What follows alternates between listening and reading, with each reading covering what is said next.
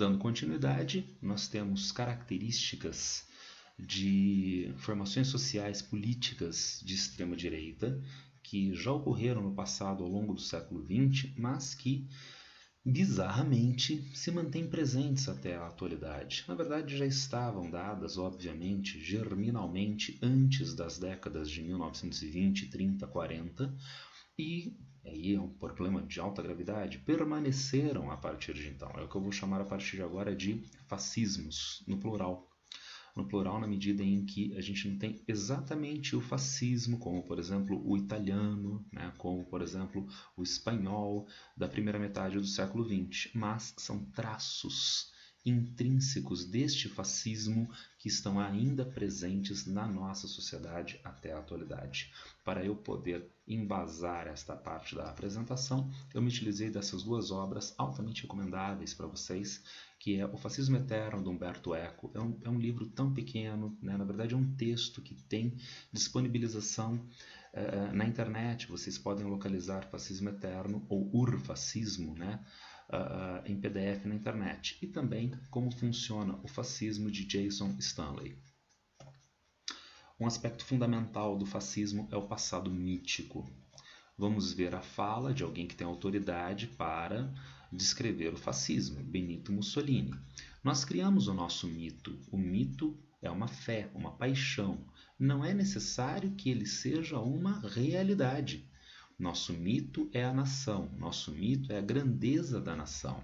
E a esse mito, essa grandeza que queremos transformar numa realidade total, subordinamos tudo. Então, na fala de Benito Mussolini, acompanhando a ideia de passado mítico, e como nós vimos na primeira parte da apresentação, a ideia de um passado que é remoldado para validar o meu presente, a ideia de pós-verdade. Então, a ideia de um passado que não existiu na leitura fascista e que é um aspecto fundamental do fascismo e, vejam, está presente também na produção de pós-verdade e de fake news. Agora, disso nós dobramos uma coisa necessária: valores de sangue e valores de terra. De sangue por quê? Porque é uma nação e, portanto, são pessoas que têm algum grau de parentesco, alguma vivência comunitária frente ao passado e, consequentemente, valores da terra. Terra porque a nação se assenta numa determinada área, num determinado território.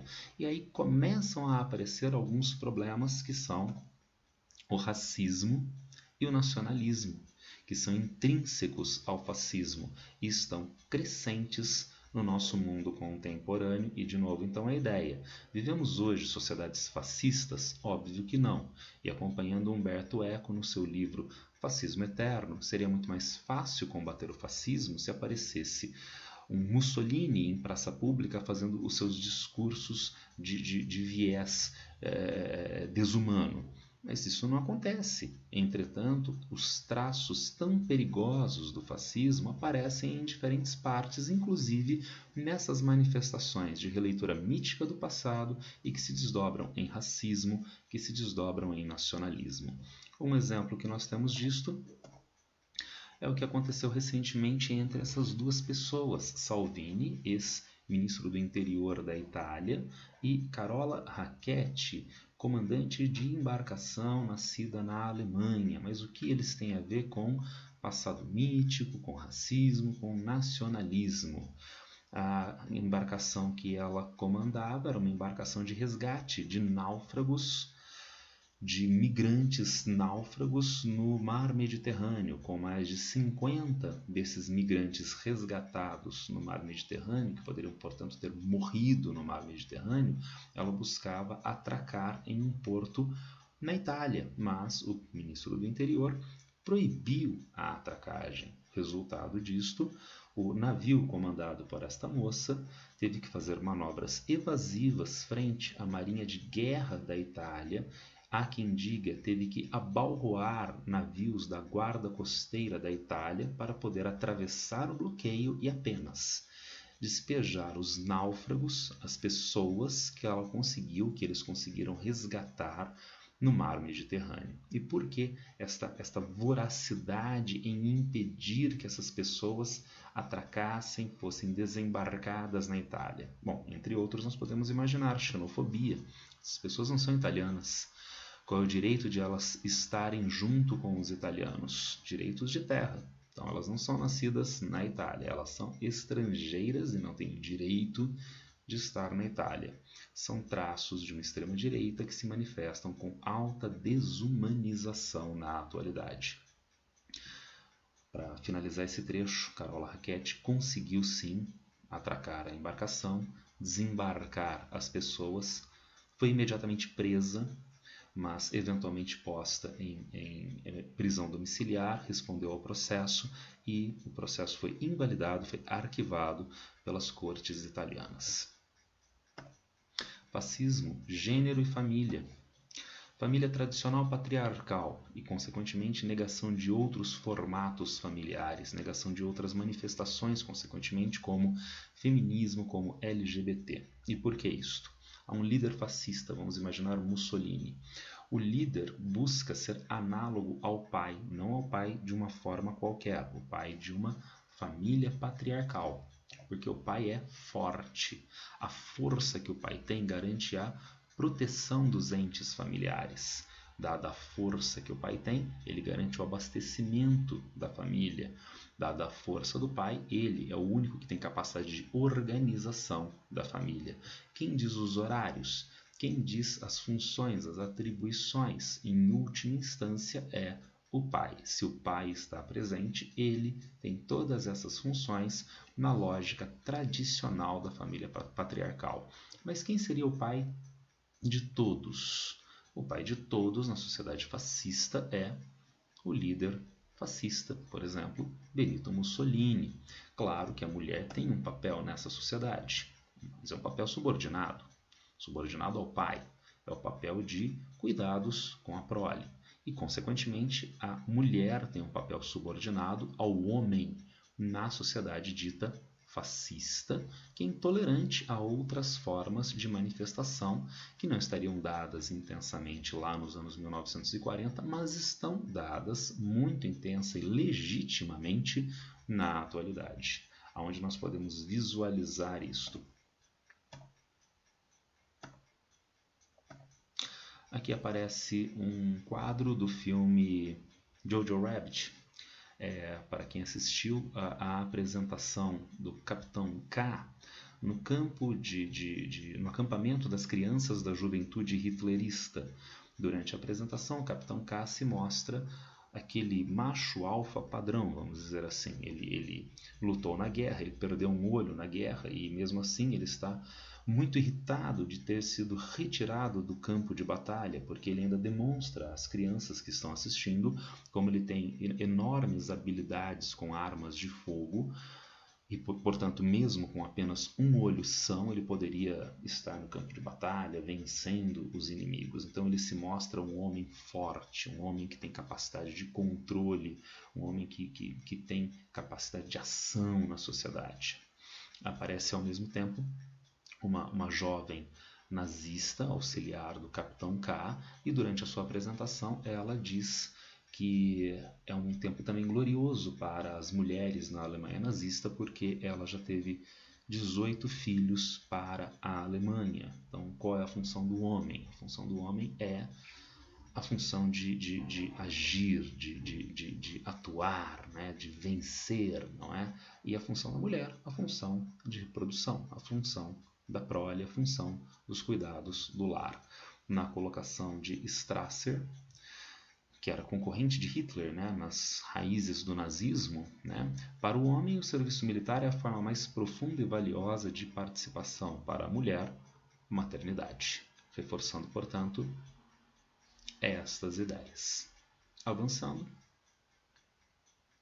Fascismo e corrupção. Acompanhando Stanley, como funciona o fascismo, corrupção para o político fascista consiste na corrupção da pureza e não da lei.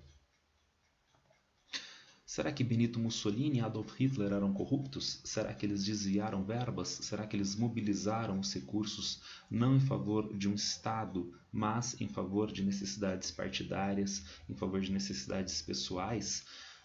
Pode ser, nesse caso eles seriam corruptos, mas não é assim que o fascista lê corrupção. Estes dois certamente são corruptos, na leitura do fascista. E por quê? Teriam eles desviado verbas? Teriam eles mobilizado as necessidades políticas do país em favor de necessidades próprias, pessoais? Não necessariamente. Há uma corrupção da lei que vem de um passado mítico. Acabamos de ver a ideia de família patriarcal e que o pai corresponde a isto. Agora, ela é mulher, então como ela quer ter a função de líder se ela é mulher? Ela está corrompendo uma norma, a norma da sociedade patriarcal. Como ele, que é negro, quer cumprir a função a função de líder em uma sociedade que tem formação branca anglo-saxã. Então ele está corrompendo a norma. E para quem acha que isso é um exagero, vamos nos lembrar da polêmica que foi levantada no final do mandato de Obama, né, durante o mandato de Obama, acerca do seu local de nascimento. Então houve quem dissesse que Obama irregularmente, de forma corrupta, portanto, né, se tornou presidente dos Estados Unidos porque ele teria nascido num país africano, fraudado os seus documentos de certidão de nascimento e para se viabilizar como cidadão americano. E como ele teria nascido em outro país e fraudado os documentos, ele não poderia se candidatar, obviamente, à presidência dos Estados Unidos, não poderia se candidatar a cargos eletivos nos Estados Unidos. Agora, interessante porque nunca foi levantado um problema sobre origem nacional de Donald Trump, de Bush, tanto pai quanto filho, de Clinton, né, de Reagan, que é até onde eu posso me lembrar. Né? Entretanto, para Obama, sim, foi levantado um problema sobre a sua origem nacional e a corrupção de ele ter se tornado presidente dos Estados Unidos. Qual a diferença, então, de Obama para todos esses outros que eu citei? Ah, sim, Obama é negro e os outros não são. Daí a ideia de, na cabeça do fascista, esses traços de fascismo presentes até a atualidade, estes dois serem corruptores. Não corruptores de uma lei republicana democraticamente constituída, mas de uma ordem imutável, eterna, que vem de um passado e deveria se manter no futuro. Fascismo intelectuais. O que Goebbels diria acerca dos intelectuais? Quando ouço falar em cultura, pego logo a pistola.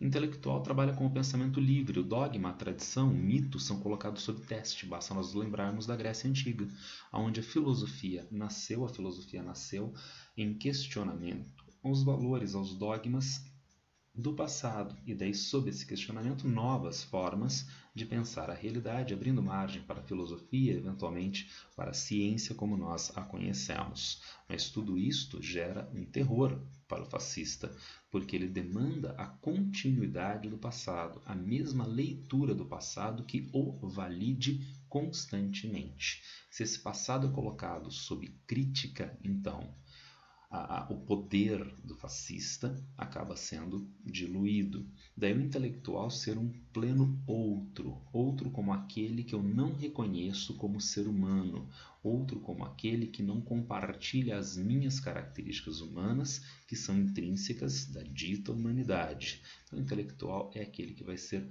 o primeiro ofendido, o primeiro a ser objeto de violência nessas sociedades fascistas de extrema direita. Eu coloquei aqui Lingua Tertia Imperii. Na última parte da nossa apresentação, vamos retomar essa ideia de Lingua Tertia Imperii. Fascismo e realidade e vitimização. Ataque. Alvos que possam ferir o sistema mítico de sustentação da realidade. Como nós vimos nos slides anteriores, eles estão se interpenetrando. Intelectuais, feminismo LGBT, negros, estrangeiros, que são objeto de ataque mediante teorias da conspiração. Para quem assistiu Jojo Rabbit, vai se lembrar dessa cena. A moça nazista, com uma espécie de professora diante dos alunos da juventude hitlerista na tenda do acampamento, ouve a descrição que as crianças fazem acerca do judeu. Quem é o judeu? Quais são as características do judeu? E conforme ela vai ouvindo as características, ela reproduz o desenho do judeu com cauda, com chifres, né? E assim sucessivamente. Será que o judeu é desse jeito? Me parece que não, não é? Trata-se de uma teoria da conspiração. Tolice? Ninguém pensaria assim na atualidade? Vejamos. Em 1989, 5 adolescentes negros do Central Park Five foram presos pelo estupro coletivo de uma mulher branca no Central Park, em Nova York. Os jornais da época estavam cheios de relatos chocantes de adolescentes negros fora da lei e selvagens que atacavam e estupravam mulheres brancas. Na ocasião, Donald Trump, vejam, bem antes dele ser candidato, publicou anúncios de página inteira em vários jornais de Nova York, descrevendo-os como malucos desajustados e pedindo a sua execução. Bem, também, né? Jovens negros, fortes, poderosos, assassinos, loucos, correndo atrás de pobres e indefesas mulheres brancas para violentar essas mulheres brancas. Uma coisa sem noção. Mas, continuando, posteriormente, constatou-se não somente que os 5 adolescentes do Central Park eram inocentes, mas que muitos dos envolvidos em sua acusação sabiam disso.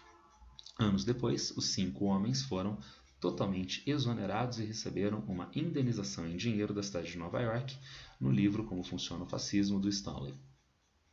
Agora, como isto pôde ser operado? Uma característica que possibilita esta operação é esta. Eles são negros. Lembra do outro? Então, eu sou Donald Trump, eu sou branco. Eu sou branco, vejo Donald Trump como aquele do meu grupo e eu passo a validar aquilo que Donald Trump diz, aquilo que Donald Trump faz, frente àquele que eu acho afronta o meu grupo, que são os negros. E vamos voltar à primeira parte da apresentação de pós-verdade. Então, será que eu valido a fala de Donald Trump a partir de um entendimento racional, a partir de um entendimento crítico? Não. Eu valido porque eu me sinto como ele, ainda mais porque a fala dele ataca alguém que eu sinto é diferente de nós. Então, vejam a ligação entre pós-verdade e pensamento fascista e traços de fascismo que estão presentes até a atualidade. Avançando, talvez a mais bizarra dessas teorias conspiratórias tenha sido a Pizzagate, segundo aqueles que difundiram e-mails vazados por John Podesta, gerente de campanha de Clinton, supostamente continham mensagens secretas em código sobre o tráfico sexual de crianças para congressistas democratas, realizado numa pizzaria em Washington, D.C. Então, desde uma pizzaria, os democratas tinham crianças para tráfico sexual, para prostituição de menores, e desde uma pizzaria em Washington. A história mais bizarra que a gente pode imaginar. Não, tem histórias que circularam aqui no Brasil que são igualmente bizarras. Será que alguém acreditaria nesta bizarrice? Sim, o senhor Edgar Madison Welch acreditou nesta bizarrice porque ele foi armado à pizzaria para tentar libertar as pobres crianças que estavam presas, mas ele não as encontrou porque a história era falsa. Quantas pessoas foram mobilizadas nos Estados Unidos para votar em um ou outro candidato mediante essa história? E por que eu acredito? Porque quem veicula o jornal, o jornalista, o intelectual, o político é alguém que eu valido previamente, é alguém que eu acho faz parte e defende, faz parte do meu grupo e defende o meu grupo. E daí eu acredito na história com uma bizarrice como esta. Ainda fascismo e realidade e vitimização. Em Umberto Eco, Fascismo Eterno, quando eu era criança, ensinavam-me que os ingleses eram o povo das 5 refeições, comiam mais frequentemente que os italianos, pobres, mas sóbrios. Os judeus são ricos e ajudam-se uns aos outros, graças a uma rede secreta de assistência mútua, né? Passa pelos subterrâneos. Os adeptos precisam, contudo, ser convencidos que podem derrotar o inimigo. Assim, graças a um contínuo deslocamento de registro retórico, os inimigos são, ao mesmo tempo, fortes demais e fracos demais. Então veja como se constitui o inimigo na lógica da teoria da conspiração.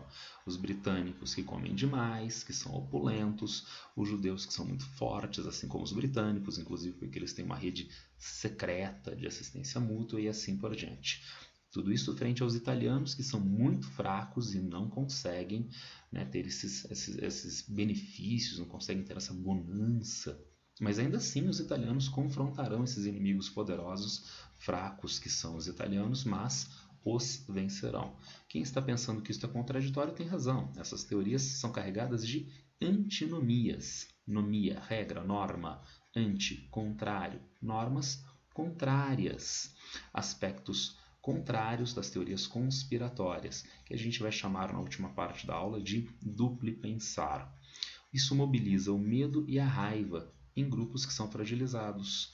Então agora o italiano fascista, ele tem medo do britânico, ele tem medo do judeu, que é tão forte, que goza daquilo que ele não pode gozar. Mas isso tudo mobiliza também a raiva destes italianos fascistas contra estes inimigos que, incrivelmente, antinomicamente, eles, fracos que são, vão conseguir derrotar esses judeus tão fortes, esses britânicos tão fortes.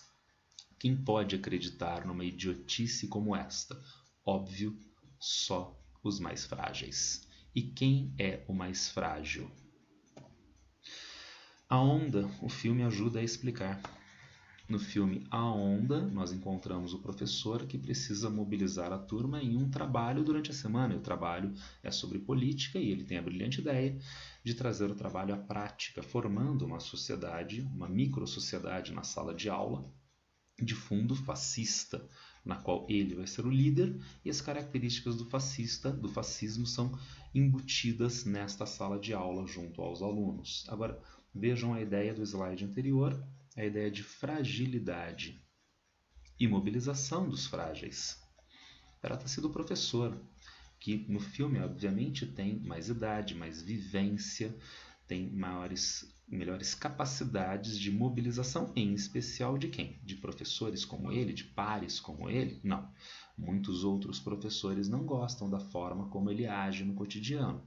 Mas, e junto aos alunos? Que têm menores idades, que são adolescentes, que não têm a mesma vivência. Ele tem uma capacidade muito maior de mobilização junto a essas pessoas que nós poderíamos agora chamar de mais frágeis, em especial o personagem Tim entre os alunos, aquele que é constantemente marginalizado, sofre bullying e, portanto, tem uma demanda de inclusão muito maior, tem uma fragilização muito maior e é muito mais facilmente colhido pelo discurso do professor, com todo o desdobramento que vocês poderão ver ao longo deste filme, que é altamente recomendável.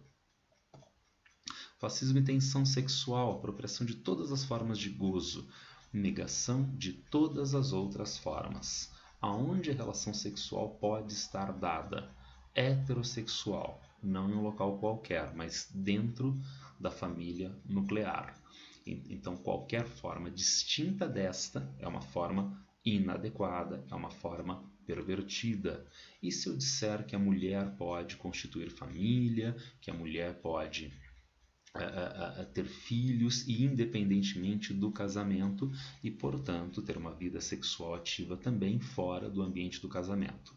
Feminismo? Não. Isto vai se chocar com a misoginia inerente a estas formas de traços fascistas. E se eu disser que as relações sexuais não precisam ser heterossexuais, podem ser homossexuais? Então isso vai se confrontar com homofobia. Isso tudo então reforça o mito fundador que nós vimos lá no slide anterior, de família tradicional, de pai forte e de líder, que é análogo ao pai forte. Uma manifestação disto, vejam, no jornal O Tempo, de 2016. Na gravação publicada pelo jornal Washington Post e pela rede de televisão NBC, Trump descreve uma tentativa de fazer sexo com uma mulher casada e se gaba de que as mulheres permitem que ele as beijassem apenas porque é famoso. Diz Trump: quando você é uma estrela, elas permitem que você o faça. Você pode fazer qualquer coisa. É uma forma das mais adequadas de relação homem-mulher? Não, não me parece. E por isso isto custou a eleição de Donald Trump? Parece que não. Acho que ele foi eleito presidente mesmo com esta declaração. E por que ele foi eleito? Quem disse foi Trump. Nós o reconhecemos como sendo do grupo. Então, isto não é um problema de tão alta gravidade. E se ele fosse democrata? E se ele fosse do outro partido? Aí seria, quem sabe, de muito maior gravidade. Então você tende a atenuar os problemas dentro do seu ambiente de grupo, dentro do seu condomínio, frente aos outros que você vai potencializar, você vai exponencializar estes problemas.